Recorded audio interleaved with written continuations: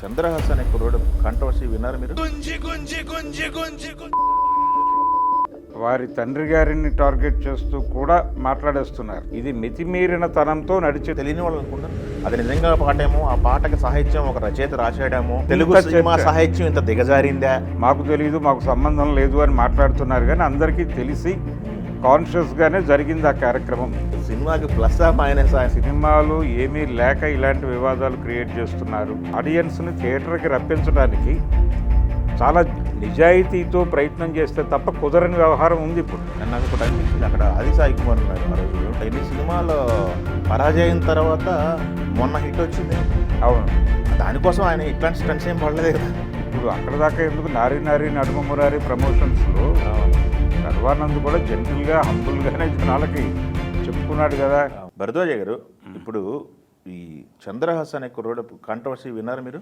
అవును, అదే నడుస్తోంది కదా సోషల్ మీడియాలో. చాలా విస్తృతమైన చర్చ జరుగుతోంది. అంటే చాలా ఎక్స్ట్రీమ్ రియాక్షన్స్ కూడా వస్తున్నాయి. ఎక్స్ట్రీమ్ రియాక్షన్స్ అంటే వారి తండ్రి గారిని టార్గెట్ చేస్తూ కూడా మాట్లాడేస్తున్నారు సోషల్ మీడియాలో చాలా. అంటే దాని మీద పెంపకాల దగ్గర నుంచి అసలు ఎక్కడ ఏం మాట్లాడాలో నేర్పరా అన్న టోన్లోను. అలాగే ఈ ఈవెంట్ నిర్వహణ జరిగినప్పుడు ఒక పద్ధతి, ఒక ప్లాన్ ఉంటుంది ఆల్రెడీ నిర్వాహకులకి. అవును, దేని తర్వాత ఏం రావాలి, ఎవరు ఏం మాట్లాడాలి అనేది కొంత డిజైనింగ్ ఉంటుంది. ఆ డిజైనింగ్లో భాగంగానే అక్కడ పాడారేమో అని అనుకుంటున్నారు. కాదని వాళ్ళు అంటున్నారు. కానీ వాళ్ళకి అందరికీ ముందే తెలిసి జరిగినటువంటి వ్యవహారంగానే ప్రపంచం భావిస్తోంది. కాబట్టి చాలా స్పష్టంగానే ఆయన పాడాడు అక్కడ. అది వర్డ్స్ అనేవి పాడాడు. ఆ పాడిన పాటలు దొర్లినటువంటి, అంటే జనరల్గా హీరో ఎలివేషన్ కోసం, హీరో క్యారెక్టర్ని ఎలివేట్ చేయడం కోసం హీరో తన మీద తానే పాడుకోవటం, తన గురించి తానే పాడుకోవటం అనేటువంటి సందర్భం ఉంది మనకి. ఒక సాంప్రదాయం ఉంది సినిమాల్లో చాలా కాలం నుంచి. ఉదాహరణకు మనం కొండవీటి దొంగలో ఆ పాట తీసుకుంటే సాహసమే అనే పద్ధతిలో నడుస్తుంది అది. అలా తనను గురించి తాను చెప్పుకోవటం, అలాంటి పాటలు ఉండటం అనేది పద్ధతే, అది నడుస్తోంది. కానీ ఇది మితిమీరిన తనం. ఇది మితిమీరిన తనంతో నడిచింది. అంటే క్యారెక్టర్ ఎలివేట్ చేయటం కోసం వచ్చే పాటల తరహాలోనే ఉంటూ మితిమీరి వాక్య నిర్మాణం నడిచింది అక్కడ. కాబట్టి ఇప్పుడు మాకు సంబంధం లేదు, మాకు తెలియదు, ఆన్ ఆఫ్ ఏ సడన్ అది అక్కడ ప్లేస్మెంట్ అయ్యింది, మేము కూడా షాక్ అయ్యాం, మా సినిమాకి బ్యాడ్ నేమ్ వస్తుంది అని నిర్మాతలు దర్శకులు వాపోయినప్పటికీ వీడియో రిలీజ్ చేశారు వాళ్ళు. అదే వీడియో రిలీజ్ చేశారు, బాధపడ్డారు. కానీ అది అలా అనిపించలేదు. చాలా సినిమాల్లో హీరో ఎలివేషన్ పాటలాగే ఉంది అది, మిగిలిన సాహిత్యం. కానీ మధ్యలో ఈ పదాలు వచ్చేసినాయి. కాబట్టి ఇది ఇన్బిల్ట్ ఉన్నటువంటి వ్యవహారంగానే కనిపిస్తోంది చూసేవాళ్ళకి. బట్ వాళ్ళు ఏంటో మాది సినిమాలో ఈ పాట లేదు, అవును సినిమాలో ఉండే పాట కాదు అన్నట్టు. సినిమాకి ఈ పాటకి ఏ సంబంధం లేదని వాళ్ళు ఇప్పుడు సంజయ్ చెప్తున్నారు. అంటే ఈ వచ్చినటువంటి ఒక పానిక్ రియాక్షన్ చూసి అలాంటి స్టాండ్ ఏమైనా తీసుకున్నారా అని కూడా అనుమానపడే పరిస్థితి. అంటే అంటే నాకు తెలిసి అలాంటి స్టాండ్ తీసుకుంటే మళ్ళీ పాట కట్ చేసుకోవాల్సిన పరిస్థితి, పాట తీసేస్తారు ఎలాగూ. అంటే ఇంత రచ్చ జరిగి డిజోన్ చేసుకున్న తర్వాత అది ఎలా ఉంచుతారు వేదిక మీద? అంటే ఒకటి ఒకటి ఒకటి అక్కడ వేదిక మీద ఇంకొకటి చెప్పారు. అఫ్కోర్స్ అది అభ్యంతరకరమైన భాషే, కానీ వేదిక మీద చెవిలో ప్రభాకర్ గారు వచ్చేసి ఈ పాట ఈ సినిమాలో ఉండదు, ఈ పదాలు ఉండవు, పాట ఉండదు, అది వేరే గొడవ అనేది ఇది చెప్తున్న సందర్భం ఒకటే చూసాము. అంటే యాక్చువల్గా ఆయన పాడుతున్న సందర్భంలో ఆడిటోరియం నిండా జనాలు ఉన్నారు. అవును, ఉండటం మాత్రమే కాకుండా చాలామంది అఫీషియల్స్ ఉన్నారు. అంటే సమాజంలో ఒక గౌరవనీయ స్థానంలో ఉన్నటువంటి వాళ్ళు కూడా ఉన్నారు అక్కడ. అవును, అంటే జేడీ ఉన్నాడు అక్కడ, జేడీ చక్రవర్తి ఉన్నాడు. ఆయన వీడియో కూడా రిలీజ్ చేశారు. ఆయన తన సంజాయిషి తాను చెప్పుకున్నాడు. ఆయన కూడా ఆయన ఆవేదనలో సినిమాని అంటే హైప్ చేయటం కోసం, సినిమాకి ఒక హైప్ క్రియేట్ చేయటం కోసం ఇలాంటి ప్రయత్నాలు చేయటం దిగజారుడు తరంగానే చూడాల్సి ఉంటుంది అని స్పష్టంగానే చెప్పాడు తను. నిజంగానే అది చూడగానే నాకు కూడా అదే అనిపించింది. అంటే సినిమాని అంటే ఇప్పుడు ఒక ట్రెండ్ నడుస్తోంది, వైరల్ అవ్వాలి. ఈ వైరల్ అనేటువంటిది పట్టుకొని అతను కూడా అన్నాడు ఆ వీడియోలో. అంటే ఒక టీవీ ఛానల్లో మాట్లాడిన అతని మీద అగ్రెసివ్గా కామెంట్ చేస్తూ ఒక వీడియో రిలీజ్ చేశాడు హీరో చంద్రహాస్.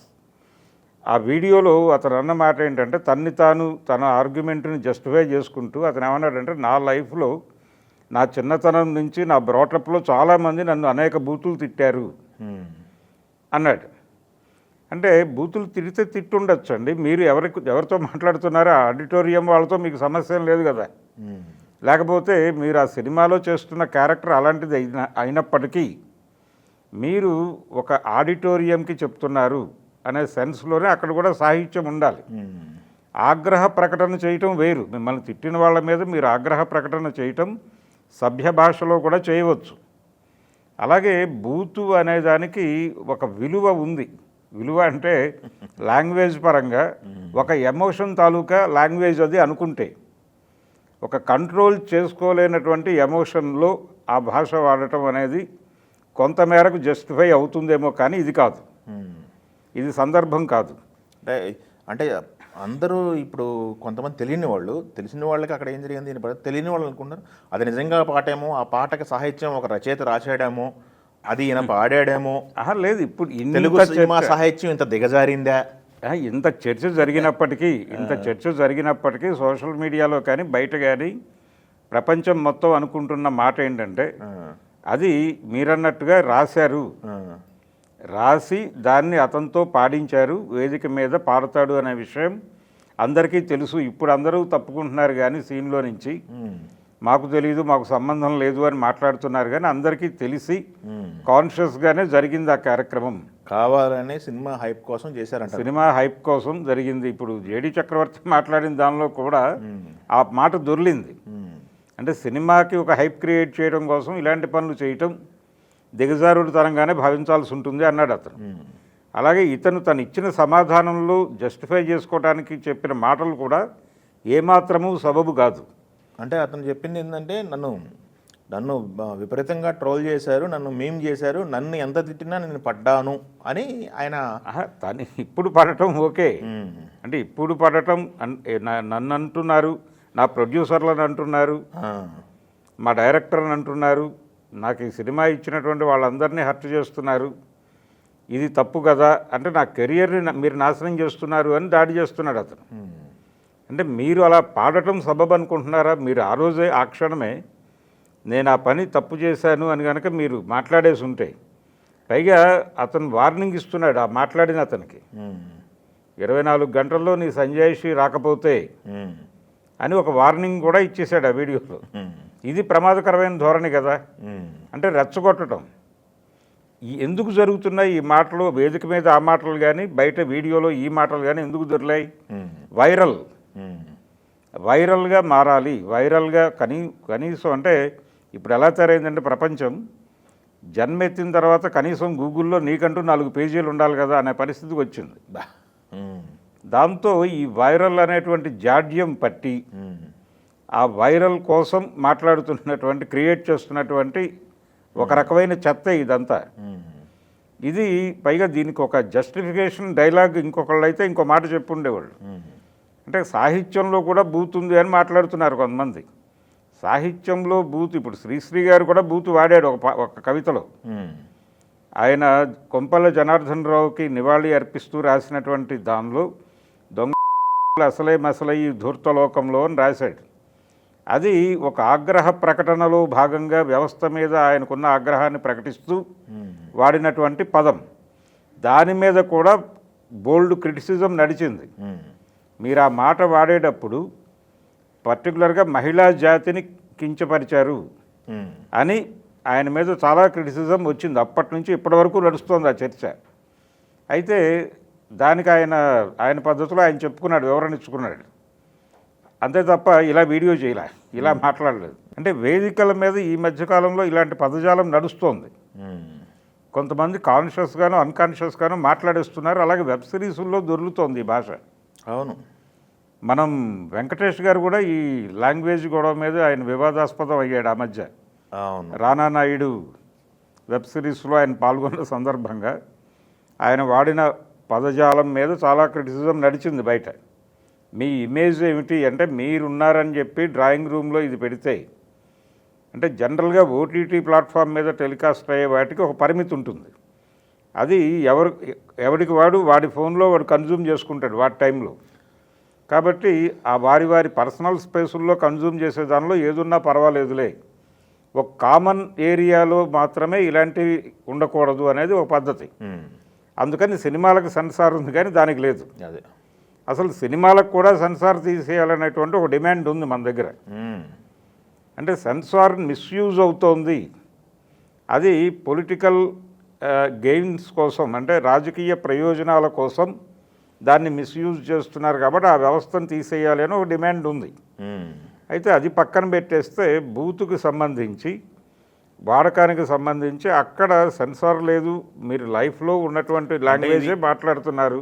అదే అంటే నాకు తెలిసి మనం ఈ మధ్య కాలంలో గతంలో చూసుకుంటే అర్జున్ రెడ్డి టైంలోంచి ఇది గతంలో ఉందేమో కానీ అర్జున్ రెడ్డి టైం నుంచి ఎక్కువైంది, ఎక్కువ ఎవరైంది సమాజంలో ఎక్కువ పంప్ అయింది అనేది అన్యాపదేశపు బూతు ఉంది మన దగ్గర. అన్యాపదేశపు బూతు అంటే అది ఆడియన్స్కి కొంతమందికి వాళ్ళు ఏం వాడారో కనెక్ట్ అవుతుంది. నేను అనేది సినిమా ప్రమోషన్స్ కోసం ఒక పబ్లిక్ ప్లాట్ఫామ్లో వాడటం, అన్కంట్రోల్గా ఏదో మాట్లాడటం అనేది. అంటే విజయ్ దేవరకొండ వైపు నుంచి అర్జున్ రెడ్డి అన్నారు మీరు, అర్జున్ రెడ్డి మాత్రమే కాదు, ఫలక్నామా దాస్ టైంలో కూడా జరిగింది.